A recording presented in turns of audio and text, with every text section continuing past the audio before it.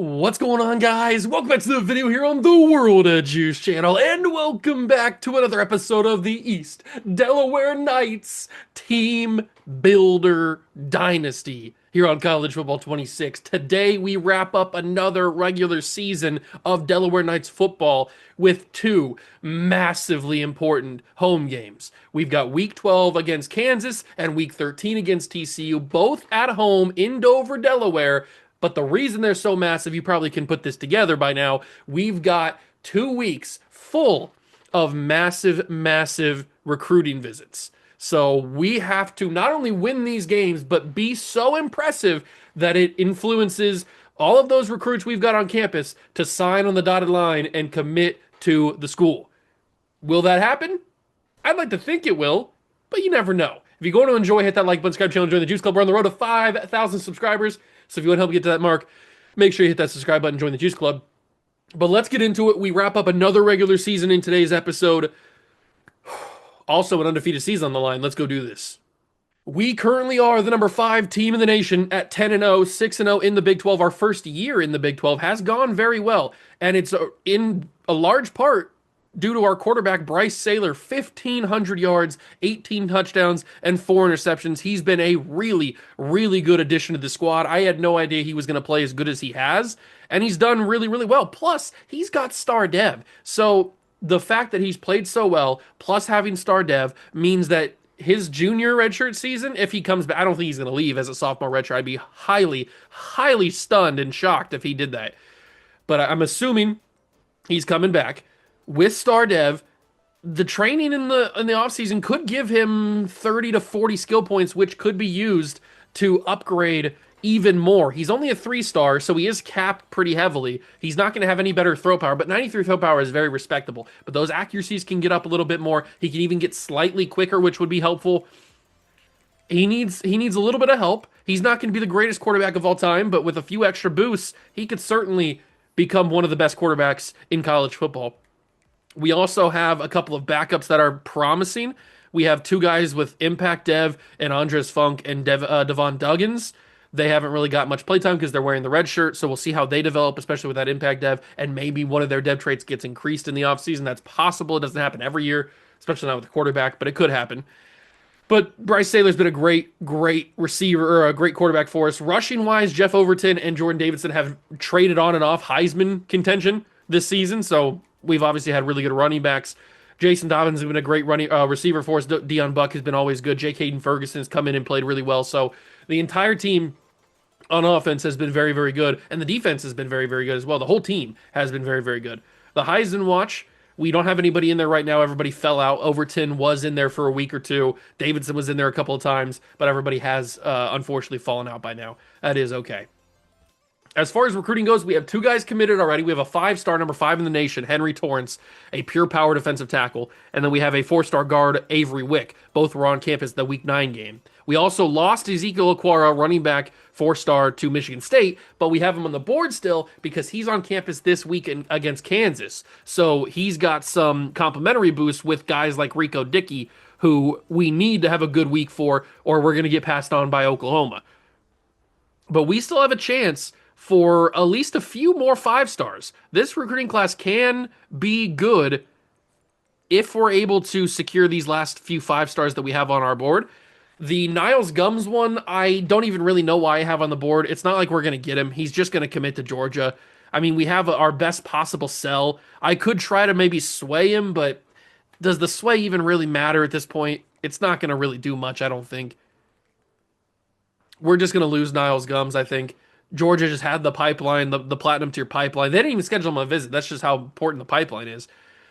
Maybe the Week 12 game can force a recruiting battle, and then we get into the offseason and something happens. That's a possibility, I guess, but it's not very likely. But the Week 12 and Week 13 games are absolutely huge today, and they are the final 2 games of the regular season.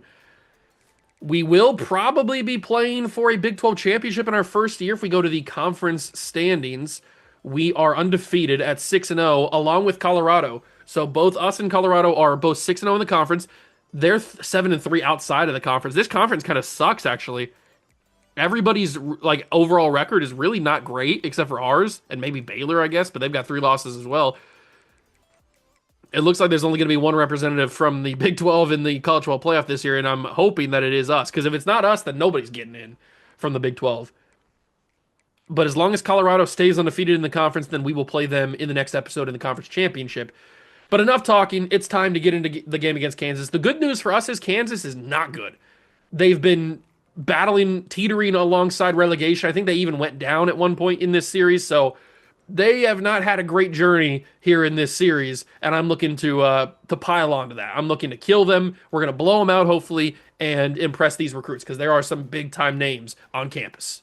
It is a beautiful day in Dover, Delaware for some football action. Kansas comes to town. Kind of a long trip for Kansas to make the way out here just to get killed. At least that's what we hope is happening. Hopefully they don't come out here and actually play well. Jacques Kafka. Maybe related to Mike Kafka? I don't know. Maybe his cousin, maybe his brother, son, nephew? I don't know. Probably some relation to him, I would think. Just by the look. 1st and 10, first play of the drive for the Jayhawks, and it's going to be blown up by Forrest Tatum. This edge duo of Wayne Bostic and Forrest Tatum has been very good. They've really taken a lot of the pressure off of our interior with Vince Murphy, who has been also very good. The entire defensive line has been fantastic this season, as I'm expected it to with the talent that we have. That's a nice knockout by Jeremiah Wolf. So we've got 3 5-stars on campus and a 4-star. Unfortunately, the 4-star is the guy that's already committed to Michigan State, Ezekiel Aquara. But he does have complimentaries, so that's why we kept him on the visit. Oh, that's a crazy good route and a crazy good pass, and it's going to result in a huge play for the Jayhawks. Thankfully, we wrestle him down, but that's about as good of a ball as you can ever have. We had a guy in position to swat it away. He just wasn't close enough. That's a missed opportunity, a very, very big missed opportunity, especially on 3rd down. That is a very, very big missed opportunity because now they're into our territory. They're looking dangerous now, although they don't seem to be able to run the ball so far. Hopefully that'll continue. We're going to bring a little blitz, get some pressure on the quarterback. I think his name was Paul Gano, I think is what his name said. Oh, it's going to hand off to the running back again. This time we are in there. Wayne Bostic in on the play. And it's a 3rd and 9. So a similar situation to what they were just in. Forrest Tatum trying to get there, and again, we just leave the openings in the... come on, guys. Their biggest plays are on 3rd down. Oh, my God. We're not going to ever beat this Kansas team by a billion if they gash us on third and long for just massive amounts of yards. We got to play a little bit tighter coverage in the middle of the field there. Because the run game has not really been there. I mean, that one was a fine run, but it's because he broke the initial tackle. But this drive, the run game has not been there. And their whole team has not been there except for the 3rd down plays, which is the most annoying part about it. They lose 2 on that one. 3rd and 8, please let the middle of the field be covered this time. Although I am bringing a blitz. Maybe I should change off of that. Oh, they're going to change out of what they had called. Looks like they're going to go for a more passing play. A big 3rd and 8. They are in field goal range, unfortunately. It's going to be a pass caught, but Hicks brings him down. It'll be a 4th and 3. They're going to go for it? Oh, this Kansas team is aggressive. I kind of like it. I kind of like the aggressive nature of this Kansas. I mean, they know what they're getting into. They know what team they're playing against, in what environment. You got to take the shots when you have them. They're going to go to the side. He's wide open, and it's a touchdown, Kansas. Oh, no, it's not a touchdown? Wait, what? It's just a 1st down? He's down to 1? Hold on. He's down to 1? Was this not a touchdown? Oh, he stepped out at the 1. Okay. I gotcha. His foot kicked the pylon and stepped out at the 1. But, I mean, you gotta be as close as you can be for that ball not to cross the goalpost or the goal line. I mean, that's about as straightforward as you can have it. I think that's a touchdown. I know where his foot is. I think that's a touchdown. I don't know why they didn't call that a touchdown. I mean, I'll take credit because maybe we can get a goal line stand here, but probably not. And it's a 1-play touchdown. Yeah, the very next play. Not a 1-play touchdown, but a next play touchdown. I feel like they should have got the touchdown the play earlier if I was the referee. I feel like his foot was not out of bounds technically. And the ball was probably across the line, but They didn't get it, and now we're. I mean, that's about as annoying of a first drive as you can ever have. We had them on two different third and longs, and they got the first down each time across the middle. We just can't be that sloppy in the secondary, especially against a team like Kansas. We cannot afford it. We've got too much on the line for this game to be that sloppy. So we got to play way better on defense in the second level. We know that our offense is capable. We know that our offense is good. That's not the problem. That's not the question that I have. We know the offense can score points. We've never had that problem this season. So we have had a problem with our defense being consistent. That is a thing. That's usually a thing with my defenses. My defenses tend to be very inconsistent in coverages. But the running game is never inconsistent. The running game is either the greatest of all time consistently or the worst of all time consistently. Handoff, there's Overton, and I feel like I wanted to go one way, but didn't really have that available to me. They've both had very solid seasons. We discussed their potential Heisman candidacy, but they're not in it right now. And I'm just going to dump this off. Thankfully, Davidson took away the guy that was covering him initially. And that'll be a nice catch for a big play. Overton's in the game now. I kind of want to send this deep, but I don't think that's the right move. I think the right move is to run it, but maybe it wasn't. Maybe the right move would have been to throw a pass there. And now they're going to bring a little bit of press. So if I tell Dion Buck to go on a post, does that make the corner or the safety make a decision? Oh, it's open. It's open. It's Dobbins for a touchdown. Saylor gets it to him, and Jason Dobbins scores the touchdown. I needed that safety to make a decision. He ended up pinching on the inside and coming closer to the line, like coming closer to the box. So that freed up Dobbins for a one-on-one. He won his one-on-one matchup, and it was a touchdown. That's the kind of stuff that we can do on offense, and we've done pretty much consistently all year. But the defense needs to play a little bit better. We cannot be in a shootout against Kansas. They're just not on our level. So we got to play way, way better. And it starts right here. First play of the drive. I want to see some Vince Murphy action. I want to see some run stuffing. I want to see some good pass deflection, some good coverage in general. I just want to see some good coverage, really. And that is the final play of the quarter. 2nd and 5 when we come back for the second. In a 7-7 game here in Dover. It's kind of crazy. I didn't realize that the Big 12 standings were so kind of in our favor. I thought the Big 12 was going to be a little bit more competitive this season, but it's really just Colorado who's undefeated also in the conference, but they have not played well outside of it. They're 1-3 outside the conference. So I don't know if they just had like a meat grinder of a non-conference schedule or what, but they are not doing good outside the conference, but inside the conference, they're undefeated, which is pretty weird. You don't usually see that. Oh, nice little play action. And he goes back to the running back who escaped, and he spun around me. I tell you, dude, the spin move works on me 10 times out of 9. I mean, come on. How do I get fooled by the spin move every single time it happens? That was a beautiful spin move. That was about as good of a spin move as you can ever ask for from the CPU. It worked to perfection on me. And now they're just... We can't handle this no-huddle offense, I don't think. Which is crazy, because we have the athletes to be able to cover any kind of offense.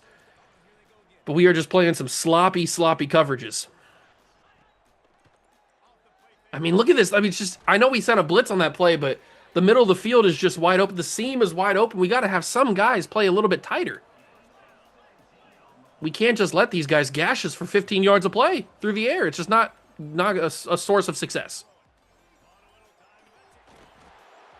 It's 1st and goal from the 6. Are we really going to be in a shootout against Kansas? That's what this game feels like.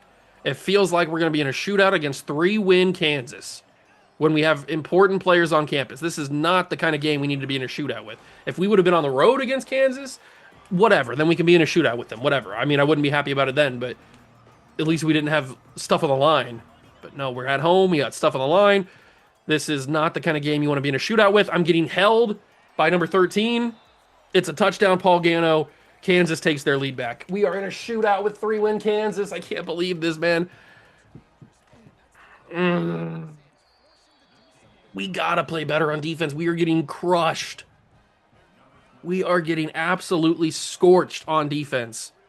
Kansas's passing game is doing whatever they want. And that can't be a thing. Not against 3-win Kansas. We have like a 20 overall advantage over them, 30 overall advantage even. We cannot be getting gashed on offense or on defense by this team. They're just not on our level. They just simply are not. It might be rude to say. They're just not on our level. It's just facts. So the fact that we're in a game against them makes me want to throw up and then eat it. We got to play better. Got to play better. I'm not worried about the offense. The offense is not the problem.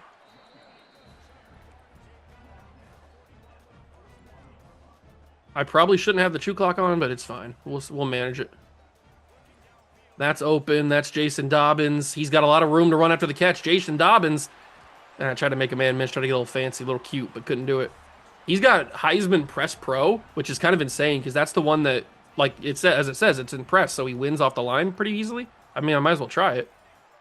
It's activated. Oh, I think it would have had it. I got to throw that away. I think I had it, but that safety, he played it better than I was expecting him to. I'm kind of annoyed, actually. I think that might have worked. I'm going to try to lob that over the top. That's back in the end zone stuff. Swatted away.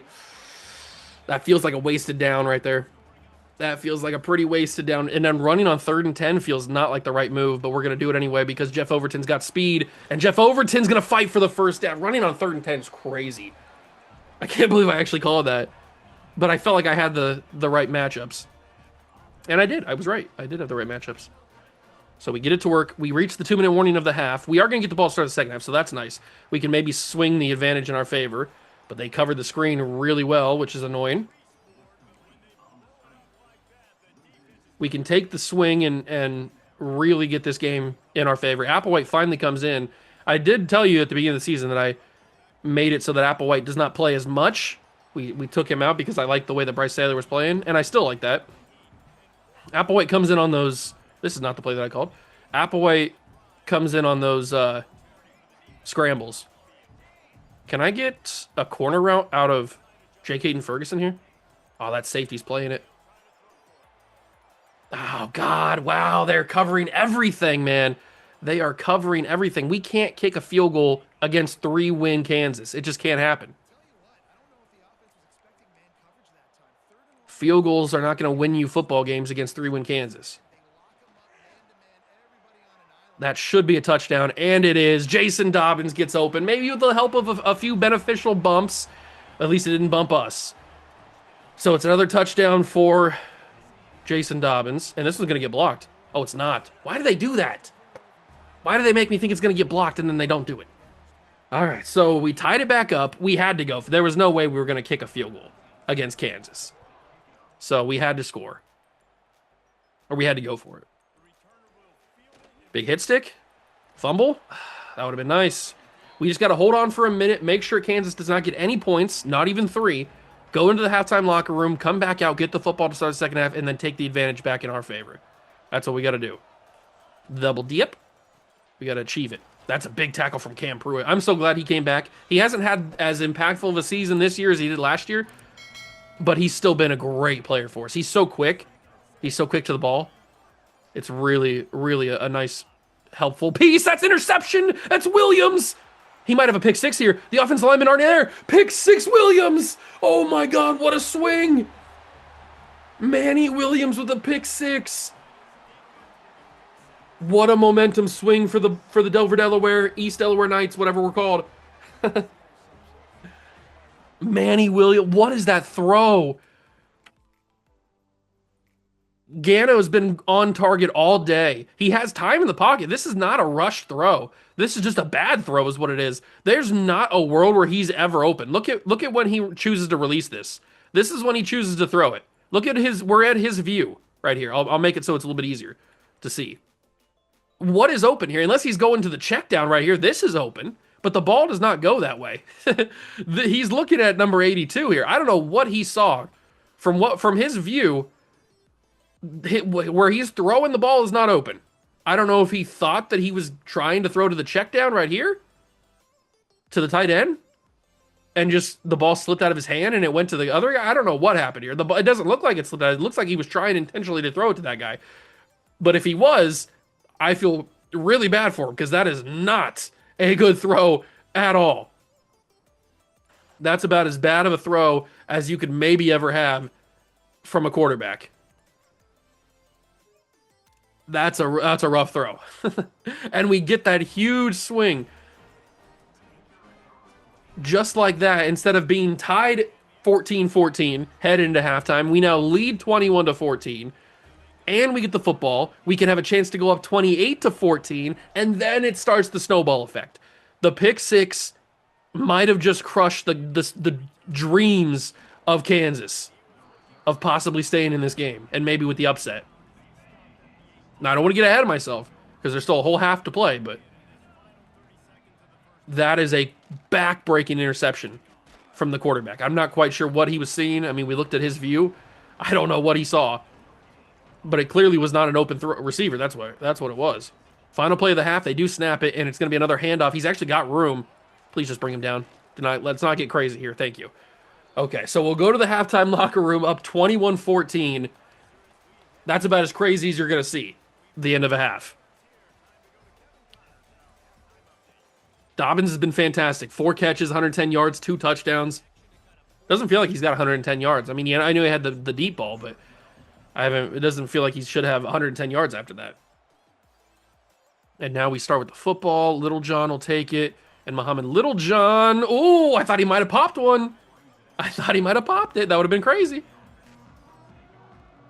All right, defense or offense. Let's get started here. Oh, I do kind of want to take a one-play touchdown with J. Caden Ferguson, but I don't think it's there. Ooh, neither was the run. Okay. They were all in the... How were they all in on the run in the first play of the game? Did they know I was going to do that? I mean, it felt like they did. Felt like they knew. Let's roll out of this pocket. Let's try to get crazy here. Fire that in. That's going to be caught by Jason Dobbins. What a throw. I probably could have caught that on the run and kept going, but I was just trying to make sure that other DB didn't make a play. I was really worried he was going to make a play. What a throw from Bryce Saylor. Man, he has been on top of things. And speaking of on top of things, Dobbins, end zone, touchdown! Jason Dobbins has been on fire today. Bryce Saylor has been on point. Jason Dobbins has been one of the best receivers in college football today. Man, we are hitting on all cylinders on offense. Defense is a different story. I mean, we got lucky with that interception, that pick six, but that's not really the defense's doing. It was a really bad decision to throw that football from the quarterback. We got a really big beneficial interception there. I wouldn't mind another one if they want to throw another interception our way. I would certainly take it, but we got super lucky about that. And the fact that he returned it for a pick six, too. I mean, I didn't have any doubts in my offense. There's a big sack by Forrest Tatum. I didn't have any doubts in my offense that we wouldn't be able to score in the limited amount of time that we had anyway. If we wouldn't have got the pick six. But the pick six helps. And now, just like that, instead of it being 14-14, it is a 2-touchdown advantage for us. 28-14 in the second half. I wish I would have taken more time off the clock, but I mean, I had to take advantage of that Jason Dobbins play. He's on fire. We got to hit the hot hand. Oh, Forrest Tatum almost had another sack. He holds on to the football for the first down. Forrest Tatum was about to get there. He was about to get there. That is one of our big problems. We are struggling. We dominate the run game. Nobody really runs against us effectively. But the one thing we struggle with is stopping the pass. We do get shredded at times in this game as well. But luckily, Forrest Tatum is a monster. Forrest Tatum does not get beat very often. Nice tackle by Peters. Talk about good players. Peters is a great player. It's a 3rd and 10. A big 3rd and 10. They're going to... Oh, I thought they're going to run it. Tatum would have blown it up, but instead it's Wayne Bostic who blew it up. A sack on the quarterback, and he's hurt too. He's really not hurt, but he's feeling it. And Kansas will punt it away. This is the swing, the momentum swing that we needed. That pick six changed this entire game. Dion Buck with the return. Bobbing and weaving. Got caught from behind, but a really good punt return from Dion Buck. I'm going to pop one with him. I don't know when or where, but I'm going to pop one with Dion Buck. I know I keep saying that, but I'm going to get it one time. And there's Jason Dobbins again. We might as well go for a huge day with. He's got 192. We might as well try to see if we can break some sort of record. I'm not sure what record we could break. I don't know what Rice's all-time single game receiving record is, because that's the team that we replaced. But look at the run from Jeff Overton. Who needs to throw it to Jason Dobbins when you got Jeff Overton running for you? Oh, it's over now. We've completely crushed the spirit of Kansas. It's over now. 35-14. We're piling on. This is the snowball effect that I talked about. I didn't think it would happen as a result of a pick six, but this is the snowball effect I mentioned. It's starting to just pile and pile on to Kansas. And if we can just keep stopping their offense, then it's gonna continue to get worse and worse. But we have achieved that 17-plus point blowout. We're up 21, and it's a late hold or a legal block in the back or something. I don't know. Maybe what's it called? Oh, it is a hold. What's the one that gets called in Madden all the time? Why am I blanking on it? I can't think of what it's called. The other penalty that always gets called in the Brown series. I'll blow that up. Cam Pruitt, bro. Killing the running back there.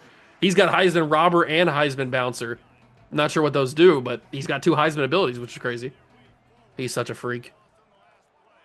We're going to be losing so much talent on this team, on defense, when the season's over. But a 3rd and 19 spot after a nice tackle there. I think all of my passing yards have gone to Jason Dobbins. All right, they're going to check it down, but we're right there to cover it. That's a 4th and 13. Okay. Now they're starting to see that our talent is coming through.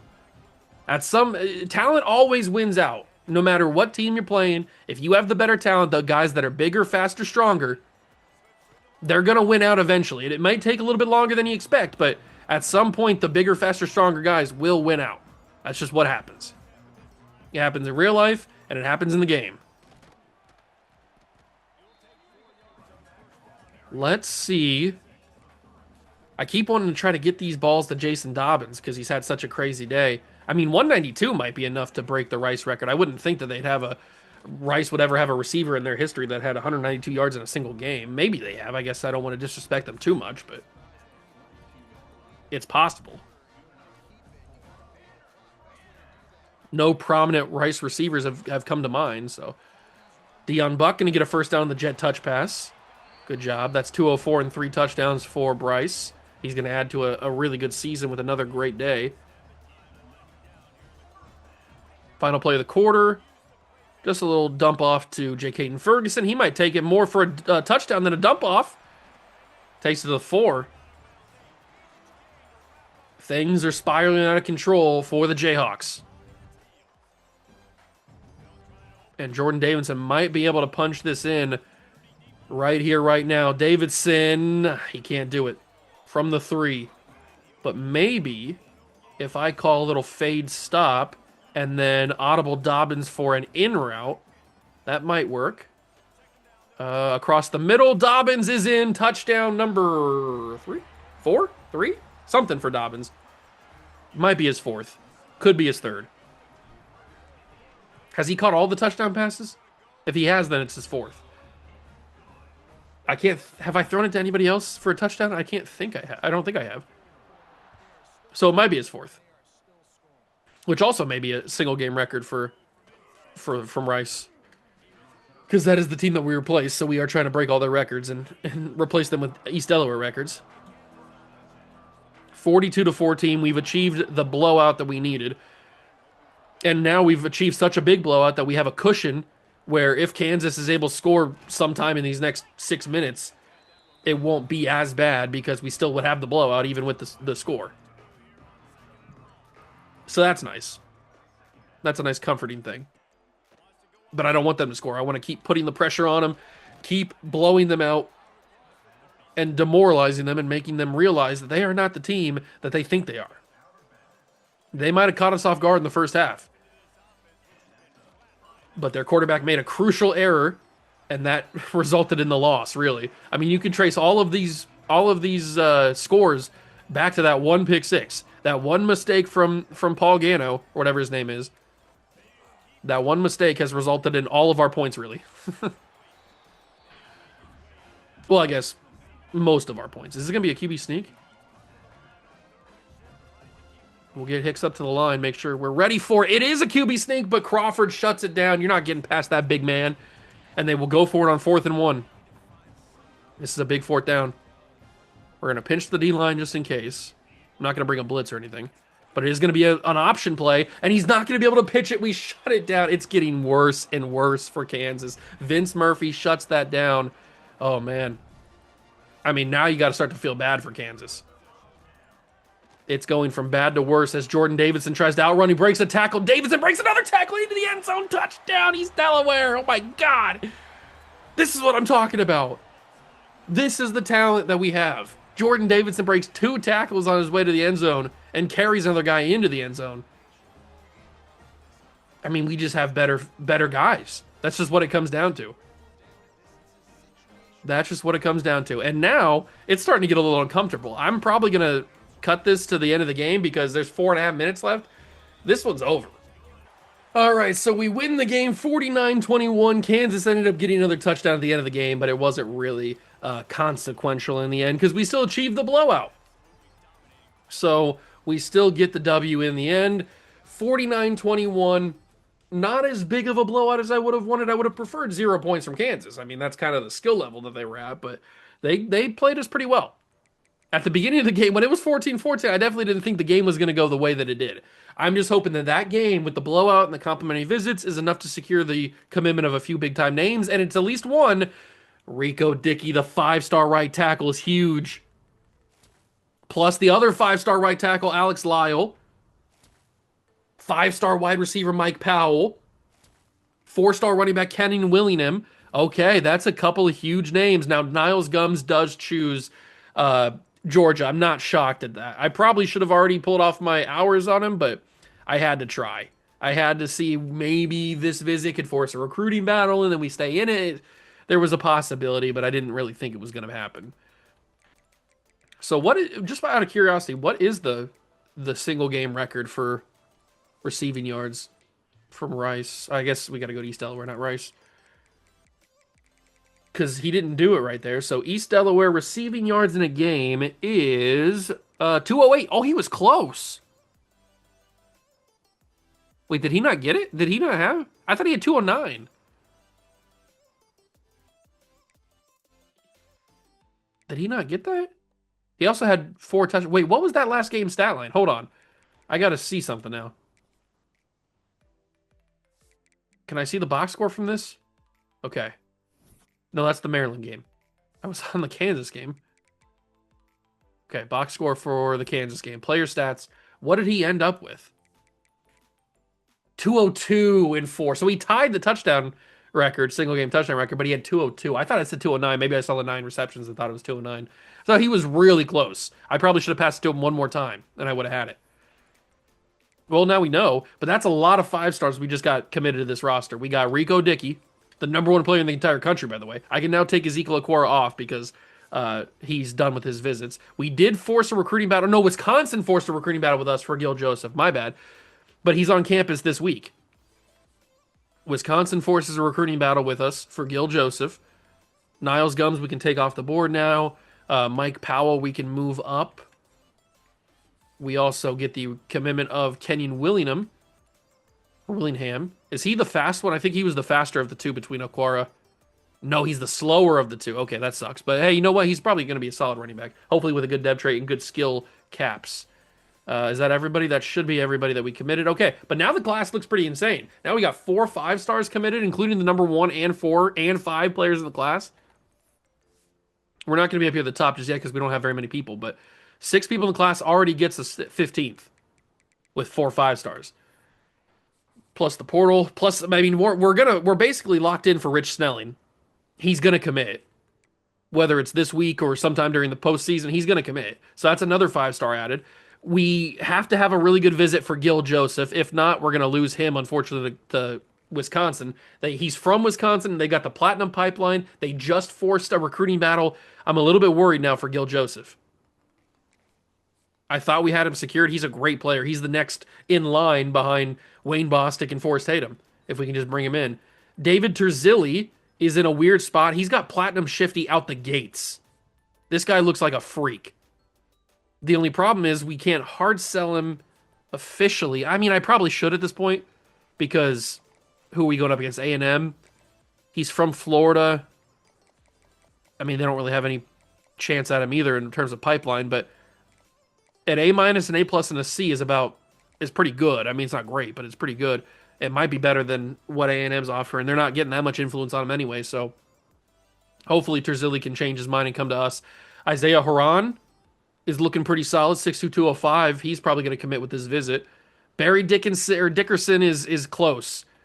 He's leaning heavily towards Texas, but this Week 13 visit could change things. Molinaro we're going to get. Stephon Beatty, we've gotten passed on now. The Stephon Beatty one's just not going to happen, which is unfortunate because he's got a good mix of throw power and speed. He's not great by any means, but he was the best quarterback that I could find that was least interested in us this year. So we still have a good recruiting class, and we're still gonna have a good recruiting class with the portal and everything, but it's getting a little spotty for a few of these final guys. I think Antonio Wayne, didn't I have him lined up to be a possible tight end? So let's we got a ton of hours. Let's go swap some things. We can put probably a full 40 on Antonio Wayne. Get him moving. We're the only one going after him, so it's not that big of a deal. Sua Fanica? I don't know how to say his name. We could scout him a little bit, see how good he is. He's pretty slow, but there's potential there. It's nothing crazy. I could see another 40 hours going on him. He's also not being recruited very heavily at all, or at all. We've got 10 hours on Taekwon Stokes. What's he looking like? Okay, he's more promising than Fanica or Faniaka. I don't know. I'm gonna have to make up a way to say it because he doesn't exist, so I can say it however I want, I guess. But we'll have to figure that. Lane Beagle, how good is he? All these linebackers are kind of slow, and he actually looks like the worst of the bunch. What about Kojo Singer? 81 speed's promising, 85 acceleration, 81 pursuit, 80 tackling. Okay, Kojo Singer's got some promise. I can definitely see a world where he plays for us. He's a top 1,000 prospect. What about DeMarco Mohammed? 6'1", 199. He's got good length, but the speed is not really there. I'm not really feeling it. Antoine House, possibly. 91 Excel, 88 speed. Okay, there's stuff to work with. He's a press corner. 88 change of direction, 88 agility. There's some... We can work with some stuff there. We don't have to put any hours on him right now because nobody else is going after him, so I'm going to keep using these hours to scout. What about Trent Sandy? 88 Excel, 87 speed. I don't know, Jim. I'm not feeling it with him either. I'm just going to take him off the board. Malik Hill, we only have 10 hours remaining, so we'll just use it. But, okay. That's actually fairly promising for Malik Hill from the start, so we'll keep him on the board. But DeMarco Mohammed, do I just take him off? 84 speed. He's probably going to have at least normal, or he's probably going to have more normal dev most likely. I don't think there's really much there with DeMarco Mohammed, so we're just going to take him off the board too. But Antoine House, I think there's some promise. I like Singer a little bit. Lane Beagle, I'm going to take him off. I didn't like him at all. So we'll free up some spots for potential portal players when we get there. But for right now, I'm liking where we're working for the class. We move up to number 4 in the country, by the way. Oh, I should probably check. Did Colorado win? Are we pretty much guaranteed to play them in the Big 12 championship? They did win. Yeah, it's pretty much them. I mean, unless they lose this final game and Oklahoma State wins, I could see where Oklahoma State jumps them, but it's probably going to be us versus Colorado for the Big 12 championship in our first year in the Big 12, which is kind of cool. If we go to the playoff bracket, we stand as the 4 seed, so the last team to get a bye. Pittsburgh, man, they have been on a dominant run in the ACC this entire dynasty. The only thing that stopped them from being as good as they could be was us, as when we joined the ACC. We were the only team that could stop them. Because other than that, they were pretty much the cream of the crop. And we always know the cream rises to the top. But in our 5th season, we're 11-0, looking to win the Big 12 championship for the first time. Also trying to win a national championship again.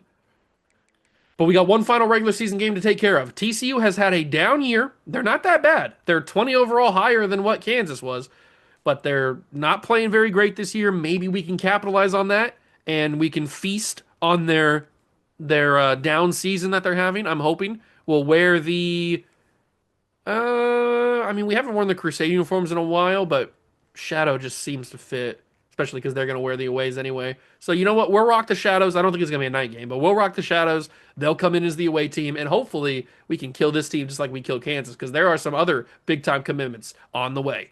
Here we go, staying with the football to start this game. Nice little change of pace after kicking off the last time. And Deion Buck will return it to 22. Not too bad. Not too bad. But Bryce Saylor's had a great year. I mean, he's the best passing quarterback we've ever had in this dynasty, which isn't saying much. I mean, we had Kenyon Garnett for 4 years. He's not a passer. We had one season of Lincoln Kienholz, and he was fine, but he got hurt for most of the year. And then we had Cole Welliver and Tanner Applewhite. So it's not really much to work with in terms of top-tier passing quarterbacks in this offense. So, I mean, Bryce didn't have a huge bar to jump over. But he's definitely been a great player for us. And I didn't even think he was going to be the guy when we brought him in. I thought maybe somebody else was going to take that spot from him, but I wasn't even sure he was going to be the starter when we started the year. But he's been a great player, especially with the loss of Kenyon Garnett when he graduated. I was a little bit worried on how the offense was going to work, but I've been happy with it. I think this is an offense that can win a championship. We're not an offense that's reliant on one player anymore. We were arguably a little too reliant on Kenyon Garnett for the past 4 years because of his athleticism. But now that he's gone away, hopefully to the NFL, but I doubt it. Maybe he got a look at one team. Who knows? But now that we've transitioned to a more balanced offense, I feel like the way that we play is a little bit better. This is a more well-rounded team, a better championship caliber team than we maybe ever have been. Can I get that ball to J. Caden Ferguson? He's made some big plays before, but it's off his hands. I tried to throw it back shoulder or other shoulder to try to get it in a spot where he could maybe catch it, but I don't think he turned the right corner.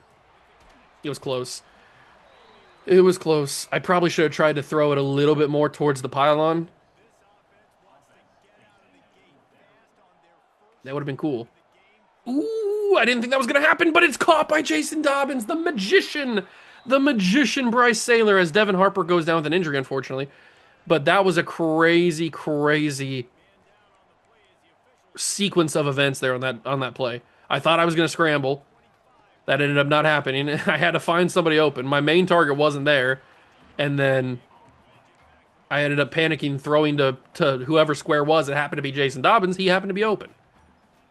Jason Dobbins tends to get open, doesn't he? Oh, circle was open. I screwed that up.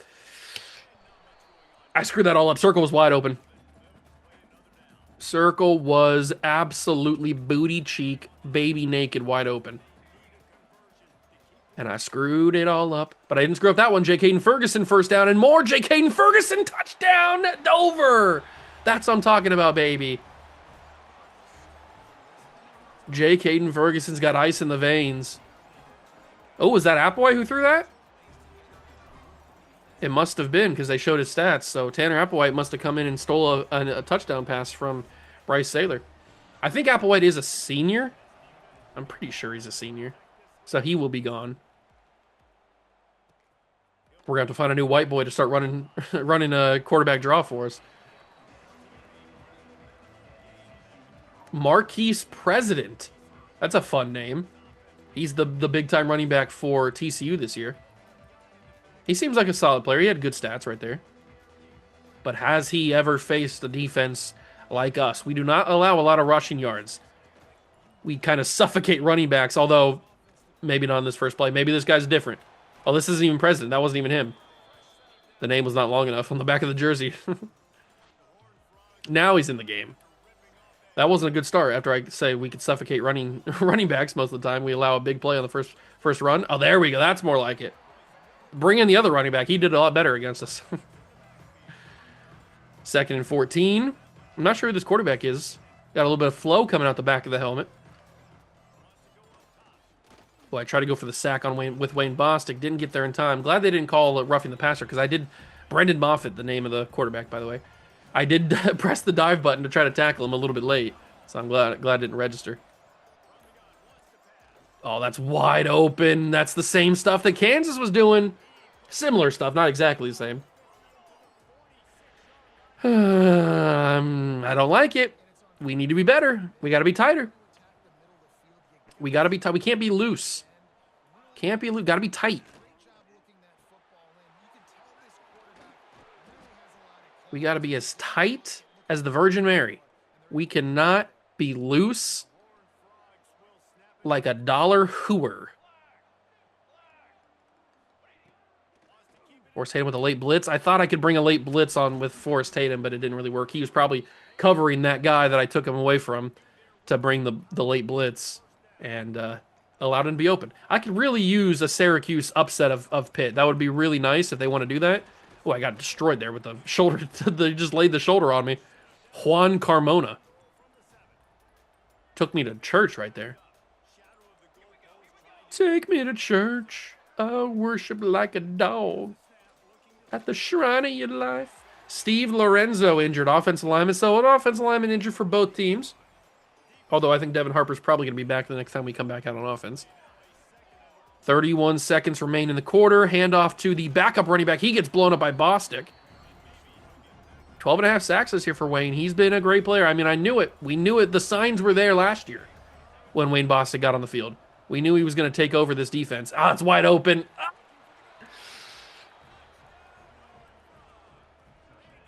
That's an avoidable touchdown right there. That is a avoidable touchdown.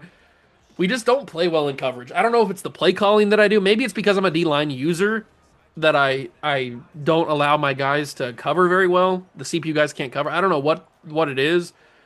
I just pick whatever play calls are in front of me. I'm not really picking plays. Not all the time, at least. I'm not sure what it is, but I don't have good defense coverage. It's just not in my nature to be good on defense. Offense, I'm not great, but I can get the job done. But defense is a different story, man. I am not a defensive coordinator, that is for sure. All right, final play of the quarter. Well, that was the final play of the quarter. 7-7 game, but this time we at least had the advantage. Now, TCU will start with the football in the second half, so that's kind of annoying, but at least this time we have the advantage where if we score, we go ahead instead of scoring to tie. Davidson will get a couple, 3 to be exact. And I'm going to try a little stick and nod play because they're going to bring the press. They're going to get aggressive. J. Caden Ferguson's got a shot. Dobbins also has a shot. And I think I can't move. That thing happened again. That thing happened again where you can't, you do your drop back, but you can't move. I was moving the analog stick. He just was stuck in the mud. He was like frozen. That's annoying. That is annoying. Oh, it's a bad throw. Dobbins had the first down in his hands. Just a poor throw from Saylor. Forced him to have a bad animation. I had to jump for it. If he would have just caught it in stride, it would have been good. But we do get the play, the first down the very next play. And Jordan Davidson down the sidelines gets to the 23. That is my go-to play. That is my money play. That is my version of the slot fade from 25, College Football 25. It's that play for 26. Because that play always works. Ooh, and Jordan Davidson picks up an injury on that play. He must get hit a little bit too hard. Overton will have to pick up a little slack here. We might even see a little Greg Ard. I do kind of feel bad for Greg Ard. He was a Heisman finalist last year. And then we bring in 2 portal players. And then he just gets relegated to the bench. Comes in barely at all. So I do kind of feel bad for him. I didn't intend to do that when I brought in those 2 guys. I just kind of felt like we needed some different guys at the running back position. No disrespect to Greg. I mean, he was obviously fantastic. He was in the Heisman voting. But we just needed something. And I think we got it with the 2 guys we brought in. That's a big Deion Buck play, and he might have a touchdown. Oh, he would have had a great tackle. Great tackle from whoever made it. Because that was a touchdown. That was a touchdown. And Overton should be able to put it in, and he does. Touchdown, East Delaware. We take our lead back. We got to play better on defense, man. I say it every single time. I feel like a broken record every single episode. But we got to play better on defense. It's just got to happen. It has got to happen. We got too much on the line, not only with the recruits, but also in the Big 12 Conference. Because if we slip up, I mean, there's a world where if we lose this game, Oklahoma State and Colorado win, then we could get punched out of the Big 10 or the Big 12 Conference Championship with one loss, which would be kind of crazy. We've been undefeated all season, and then the last game of the year we slip up and we all fall out the whole way. That, I mean, I don't think that would happen, but it could. Certainly could. 2nd and 6. Oh, I was hoping. Oh, you got real lucky. You got real lucky that my guy didn't know that ball was coming. If he would have been paying attention, that's an interception all day. But he was not paying attention for it. He was not ready for a ball to come his way. That's a nice play. Why is the... Who's number 86? Is that a wide receiver? You got a wide receiver in the backfield? There's no way a running back is wearing number 86. No, it's a tight end. He's lined up in offense on the line. You got a tight end running a running back play? Out of the back? That's crazy. Incomplete pass right there. It becomes the 3rd and 11. They've had a couple of big plays, but just like that, it's a 3rd and 11. Oh, Bostic, I need you to win more immediately. Knock that down! No, it's going to be caught. Pruitt, you got to be better than that, man. Ah, Cam, you got to play that. You got to watch the quarterback's eyes. You got to play that, Cam. Come on, man. You just get a hand on that. That's a 4th down, and then we get the ball on the punts. Oh, man, Cam. That's a missed opportunity. And it wasn't even like you got beat. You were right there. You had a chance. Just weren't playing as closely as you needed to. That's tough scenes is what we call those. Tough scenes. 3rd and 11. Do I call timeouts here? Oh, look at Vince Murphy. A little shadow boxing action. I don't think we called timeout. I think that's a little crazy to call timeout here. Oh, the quarterback. What's he doing? Touchdown. That's what he's doing. Spencer Casey got shredded and mossed.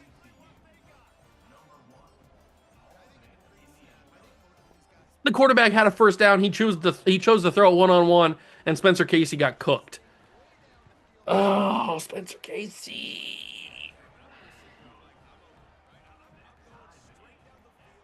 That's a tough one. That's a tough one that's a tough pill to swallow right there. He had looked like he had a line of sight for it. Looked like he was going to grab it, and then all of a sudden the Lee Scroggins, the dude for TCU, just goes up and he's bigger, he's stronger, he's better apparently, and he ties the game at 14 for TCU. That's something that could not happen, and it did. So now, as we get to the 2-minute warning, we're gonna have to go down and score again, just so we keep the advantage when TCU gets the ball to start the second half. Why are we playing these tough games, these tight games against teams that are below us? It's annoying me. That's a good catch from Dion Buck. That was a tight window. Not many receivers are going to be able to catch that. I'm pretty proud of Dion Buck for catching that.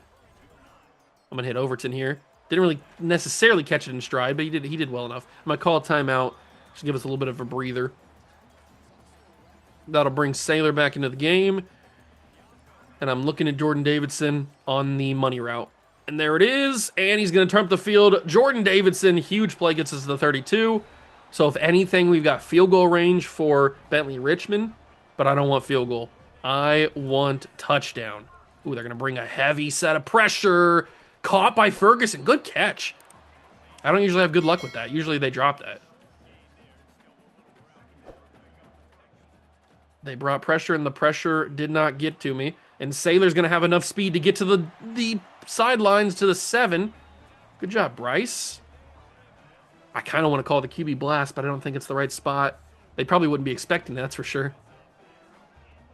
Handoff Overton, and he's going to get close. TCU calling timeouts, trying to save as much time as possible so they can have one more shot on offense. Davidson's going to come in from the 3. Handoff. Davidson walks in. Okay, we take our advantage back. That was a good drive. was a really good drive. Like I said before, the offense has never been an issue for me. The offense has been the best part of this team this year. The defense, on the other hand, probably allows teams to stay in it way longer than they need to. Big hit stick. Ooh, almost had it. Didn't really get the register that I wanted. Okay, minute 15. All we got to do is allow no points. I mean, I love a pick six like we had against Kansas. That'd be sick. If Moffitt wants to throw one, that would be much appreciated. He's going to throw it to his receiver, keep him in bounds. Good job. 150 yards and 2 touchdowns. Every quarterback looks pretty good against us. Just kind of what happens. Minute to go in the half. We cannot allow points. We simply cannot.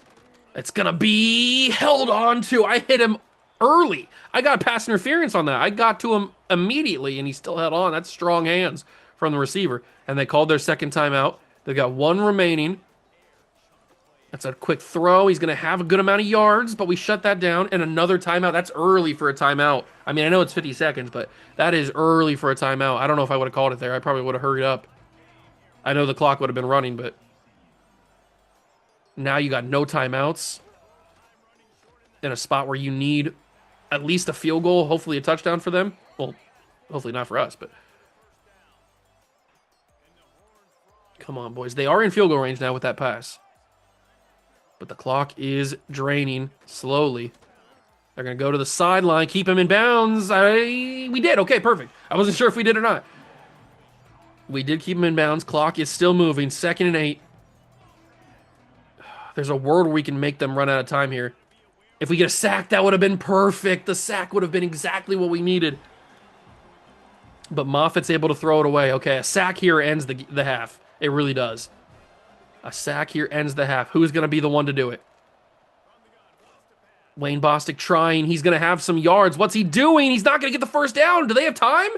4th and 1. They got to set up the field goal. And they can't get it. Yes. That's huge.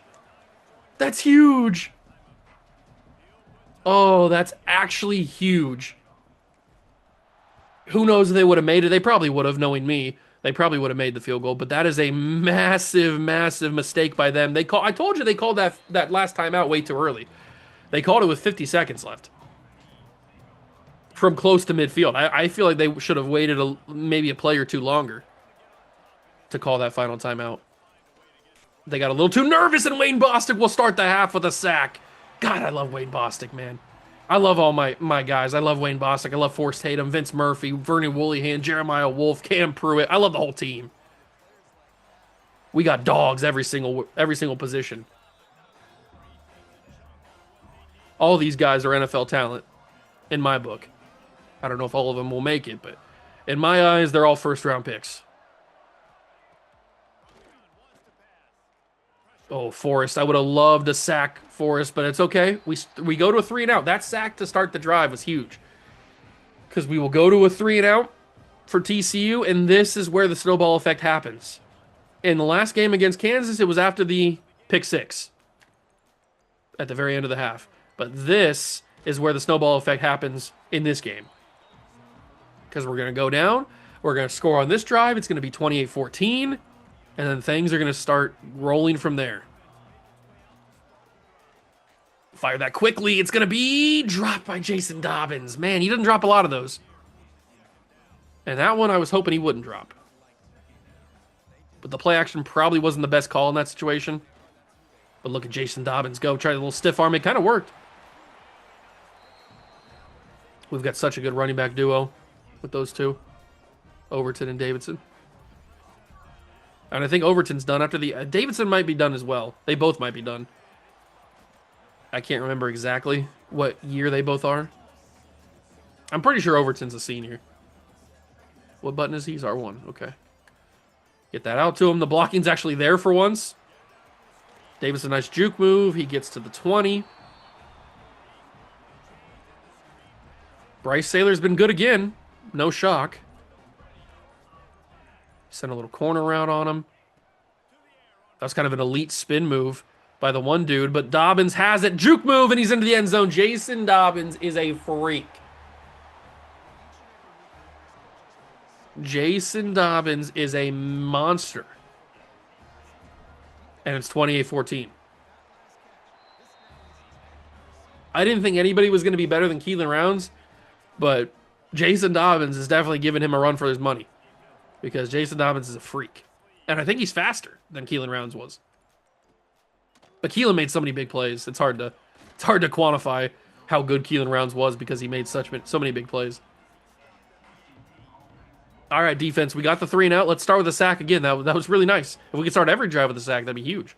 I'd really appreciate that. But it's going to be a handout to the running back, and it's going to be President on his way to a 26-yard line. Marquise Presidente. El Presidente. Get some pressure. There's no pressure. There's no pressure. Missed tackle. What kind of a dive attempt was that? I pressed the dive button thinking he was going to, like, launch himself at the guy. He just kind of, like, just collapsed to the ground. Like he was out of energy. Maybe he was. I don't know what his stamina was at. Oh, it's a quick screen. And it's going to get a couple yards. 2.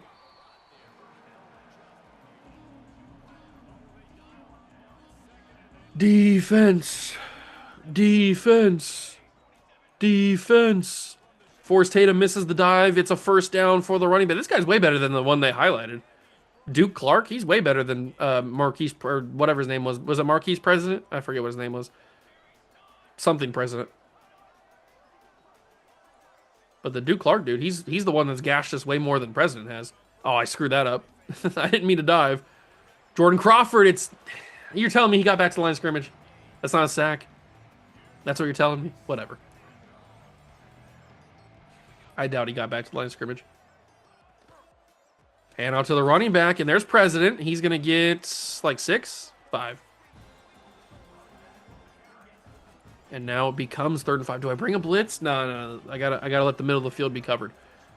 Gotta let the middle of the field be covered. Wayne Bostic is going to do it for me. Wayne Bostic forces a bad throw, and it's 4th down for a punt. Wayne Bostic, dude. He's got Heisman workhorse. He's a freak. Simply a freak. And now we can achieve the blowout that we are looking for. We are up 14 points. 21 will get us the blowout. It won't be like a huge blowout, but it'll be a blowout. Let's go jet touch pass. Who's going to be on this side? Oh, it's Buck. Okay. Let's see if the touch pass works against TCU. And it will not. They were all over that. Okay. Good to know. Oh my God, that is... I was going to say, that guy is offside heavily on J. Caden Ferguson. Oh, J. Caden cooked him. Absolutely torched him out of his shoes. You might as well have stayed offside because you had no chance. You had absolutely no chance. J. Caden Ferguson. Touchdown. I mean, I had Jason Dobbins open too. I could have went him, but I could not pass up the opportunity for J. Caden Ferguson to get a one-play touchdown or a big touchdown. Destroyed him. Destroyed him at the line, had no safety help over the top. He was always going to lose. And now we've gotten the 21-point lead. So we just got to keep it like this, score again, maybe get a 28-point lead. That'd be nice. I'd like a 28-point lead. Oh, Vernon, I needed to tackle there, Vernon. You don't usually miss those. Somehow Wayne Bostic was the one who made the tackle on that. Vernon Willingham doesn't usually miss open field tackles. And there he is, and he made that tackle. 3rd and 2.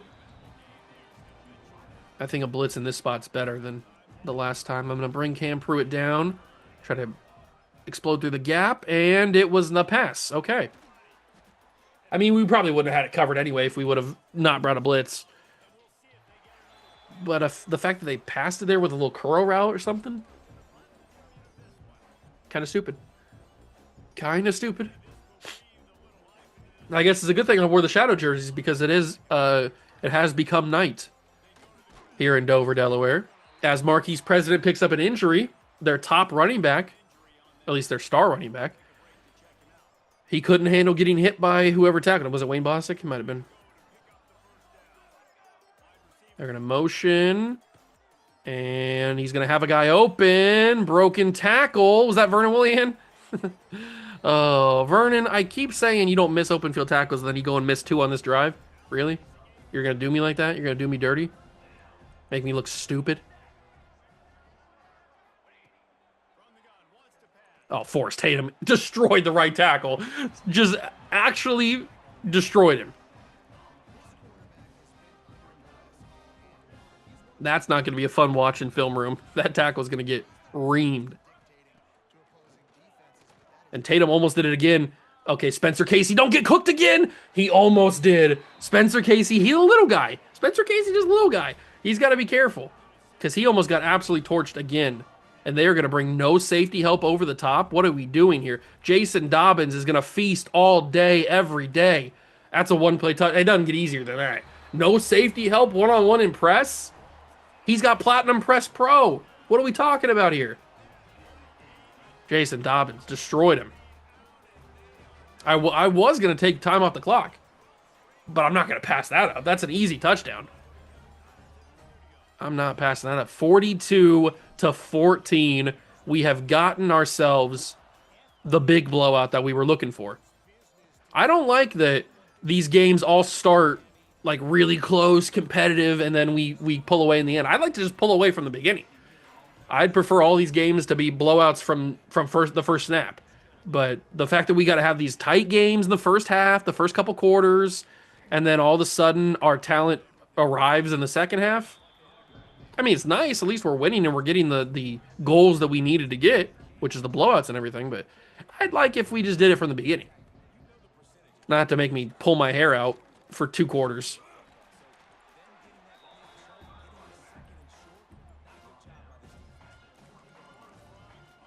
I don't know when I'm going to break the fourth wall here. I don't know when you're seeing this. Oh, what? Oh, my God. Vernon Willian just leaped over the center to stop that QB sneak. That was crazy. I don't know when you're seeing this. You're probably seeing this on Tuesday, maybe Wednesday. I'm not sure exactly when it's going up. But I am recording this. That's a big stop. Marquise President sucks. I am recording this on the night of the Super Bowl. And unfortunately, it did not go my way.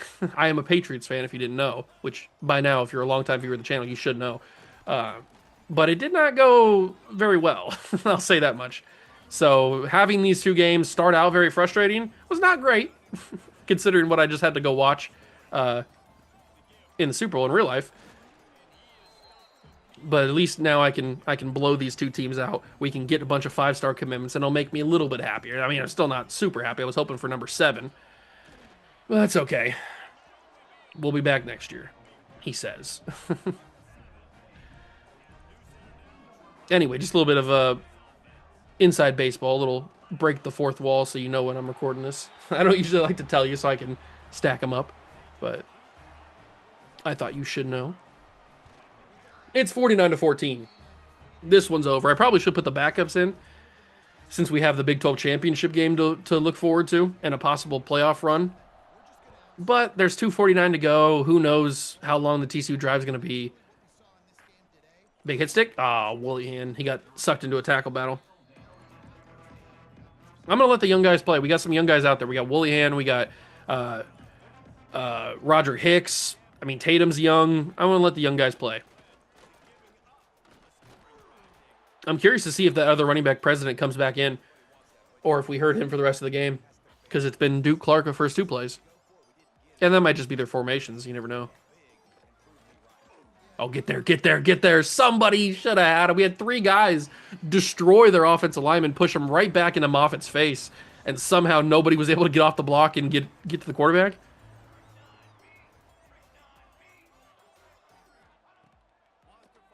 Oh, Tatum, he's going to do it this time. No, he's not. Wayne Boston.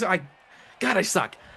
That should have been Forrest Tatum's sack, but I over pursued and went around him instead of hitting him like I should have. Thankfully, Wayne Boston was also there because that could have been a drastic mistake by me, which is not surprising anymore at this point. Oh, pick that off. It is. It's Cam Pruitt. He watched the eyes of the quarterback the whole way. Does he have a pick 6? He does. Cam Pruitt, pick 6. God, I love that man so much. I love Cam Pruitt. Love Cam Pruitt. Now I'm more invested in Cam Pruitt as a real life person. I'm very curious to see how he plays in real life now that we've seen him develop into such a great linebacker here in the game. I don't even know where is he even at in college? I'm not even sure where he's at. Let me just Google it real quick. Cam Pruitt. Oh, he's in Miami. He's a Miami linebacker. Okay. He's a freshman linebacker at Miami. I had no idea. All right. Well, maybe he'll transfer to Ohio State. I would love him even more if he did that. 2-minute warning. 2-minute warning in the final game of the regular season. We are about to achieve another perfect season, a perfect regular season. We don't lose much in the regular season, which is nice. It's pretty nice. This quarterback has been pretty good. He's better than the quarterback we played against Kansas. This Brendan Moffitt dude, he's better than that Paul Gano or whatever his name was. Ooh, I didn't think he'd have this big of a run, though. Good job, Casey. I think Brendan Moffitt's he's probably a pretty solid quarterback. He's just kind of in a bad situation here.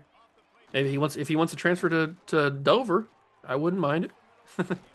We'll have to keep an eye on him. I don't know what year he is. He could be a junior or senior. But if he has another year of eligibility, he wants to come transfer over. We could have a quarterback battle with him and Saylor. Screen pass, get out there. Oh, I was kind of out there, but I screwed myself up. Man, they give the Duke Clark dude the star dev or whatever he has, because he's a much better running back than Marquise President is. All of their big plays have been, or all of their big run plays have been Duke Clark and not President at all. He's gonna not get a first down there. Oh, he does. There's no way. I'm not gonna challenge it because what's the deal? Why would I do that? But I don't think he got the first down. I don't think that ball crossed.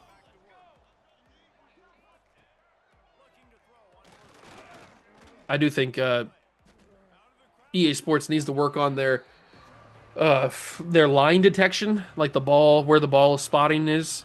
I think they need to work on that for 27 and for Madden 27. Because I do find at times, oh, I suck so bad. I really do.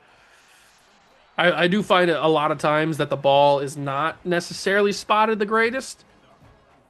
And then the referees make calls that I don't think are right, but they call it anyway. And there's not really any way you can argue because it's a video game and they have like it's like a pixel difference. It's hard to argue with it. Especially when that's the call on the field. But that's an unfortunate catch right there. But there's a lot of times where I feel like the ball is not spotted correctly, or they gave him a first down when it should have been, or they didn't give him a first down when they did, or when it should have been a first down. So hopefully they can work on that, but I doubt it, because it's EA Sports, and they suck big balls as a company. Very much garbage. Horrible company. With a bunch of pretty much idiots working there. I mean, putting out product like this every single year, how can you not be? Final play of the game. Another sack. Oh, almost. He's going to get it, and it's not the final play of the game. Really? You had to throw it to the sideline? You couldn't just let me sack you for a final play? All right, well, this is the final play. 4th and goal from the 4. 5 seconds remain. TCU has it, and he's going to get brought down. Why couldn't we just do that the previous play? We have 1 second remaining. You know what? I'm going to try something. Are they going to press me? You know what? For the lulz, we're going to chuck it up to Jason Dobbins, see if we can get something. All right, Jason. And, ooh. I think he dropped that before he even got hit by the TCU player. So, all right, whatever. We win big. We achieve another blowout. We finish the regular season undefeated, which is what I wanted. And hopefully that's going to be good enough to secure those last few 5 stars that we have, we're worried about. I'm also very curious about that Gil Hodges dude. Or not Gil Hodges, whatever his name was. Was his name Gil Hodges? I don't know. Whatever his name was, the guy that Wisconsin passes for. He was on campus this week against TCU, so I'm very curious to see if we jump ahead of Wisconsin again, or if they still stay ahead of us. We secure the commitment of, it's Gil Joseph. Who's Gil Hodges? Somebody. Gil Joseph, we not only jumped Wisconsin, we secured the commitment. Isaiah Horan, or Horan, 5-star free safety. That's it? We lose out on Tim Toll and Stephon Beatty chose the military? Really? He chose Army? You want to go to the military? That's a bad choice. It's a bad choice. And we will take on Colorado in the Big 12 championship in the next episode. Not super shocked about that. But we secured 2 more 5-stars, including somebody in Gil Joseph that I didn't think was going to happen. But we passed. We passed Wisconsin the last second. So I guess securing or getting that visit for week 13 instead of week 12 was the right idea. We ended up with the number 1, number 3, number 4, and number 5 players in the country. We only missed on the number 2. And I think we also had him on the board, but he chose somebody else. I still can't believe Rich Snelling is not committed anywhere. Ooh, David Terzilli, I don't think is coming here. Isaiah Haran has committed. That's huge. That's another 5-star. Stephon Beatty chose the Army. Barry Dickerson, what? He didn't commit? I didn't even think about that. I forgot that we were in the battle with Texas. Oh, Barry. That's tough. I thought you were going to commit for sure. I mean, his visit went pretty well. We had the A+ on the playing time. We got about as good of a visit. We had the complimentary with Haran, plus the blowout. I mean, the only thing that would have helped is if we played a higher tier opponent. Everything else was about as good as it could get. We forced a recruiting battle, or no, Ole Miss forced a recruiting battle with Devon Butts for his services. We lose out on Tim Toll. Do we have any hours on him? I'm not even sure. All right, so we are jumping into a few guys, or at least Antonio Wayne we're jumping into. John Gums, we got 50 on him. All right, we'll see how this plays out, but we are looking really good. We still have Snelling and now Dickerson, who are kind of locks. I don't want to say it too early yet. We've jumped from 15 to number 9 now with the addition of 2 more 5-stars. That's 6 5-stars in the class. So this recruiting class, regardless if we get these other guys, is still going to end up being pretty good. We're bringing in some pretty good players. But let me finish scouting some of these guys. Malik Hill did look promising from that first scout. And he still looks fairly promising. I mean, he is well-rounded. And if he has a good depth trait, good skill caps, he could be a really good player in the future. And since we have these hours, I might as well just toss 50 on him. We got him, so why not use him?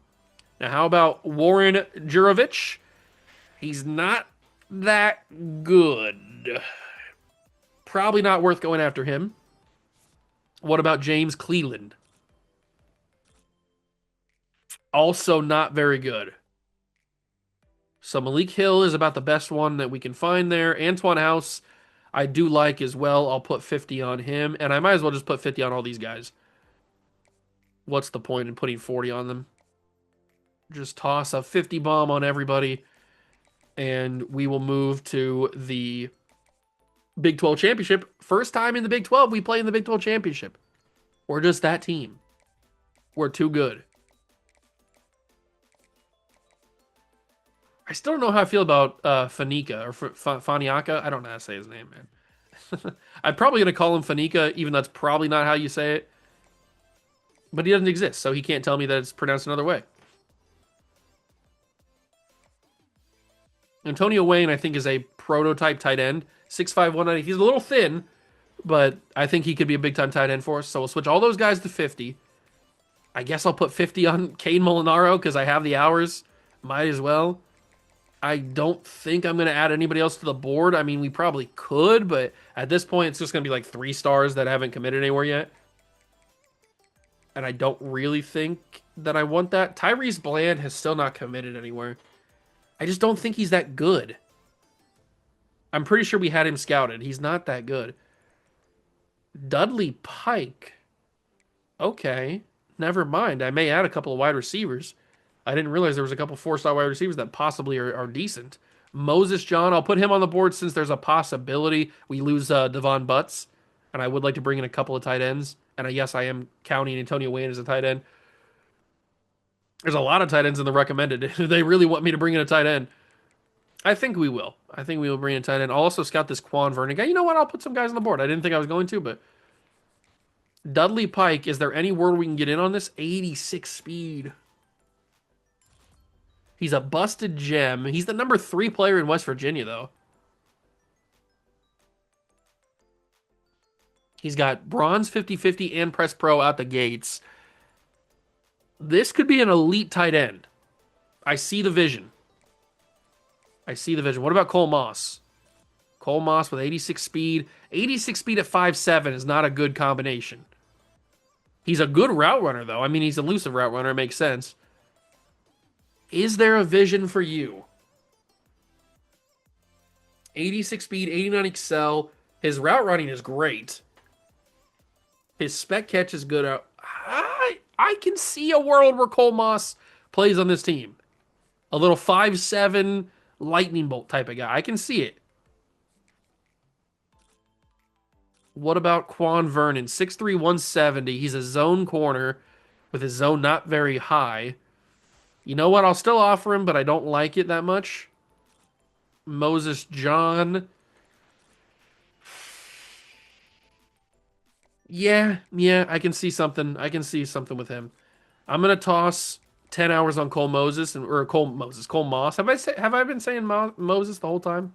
I don't know. I may have been. And now that I've brought some of those extra guys in, I'm probably gonna take 50 hours off of some of these guys. Maybe switch 25 on a couple. Because I would prefer to put some hours on those guys that I just brought in. That Cole Moss dude, I can see a vision with him. He's a good route runner. I can see something. There's potential in him. The Pike dude, Dudley Pike, I don't know if I see necessarily a big vision for him. Maybe. Maybe there's something there, who knows. I should probably also take the 50 hours off of the freaking kicker. That would be pretty good. I only put those on because I didn't have any other options, but do I want to put 35 hours on Dudley Pike? I'd probably rather put 35 on Cole Moss and maybe 15 on Dudley Pike and then 5 and 5 on the other two guys, Quan Vernon and Moses John. Oh, that's probably why I was saying Moses, because his first name is Moses. All right, well, there's the recruiting there. We'll go to the bowl week, or we have to skip a couple of weeks, I think. Any more commitments? No handshakes just yet. I wonder what's going to happen with that guy with Texas. Did he commit to Texas? He did not. Ah, Barry Dickerson, you're a weird dude. I don't know what's going to happen with you.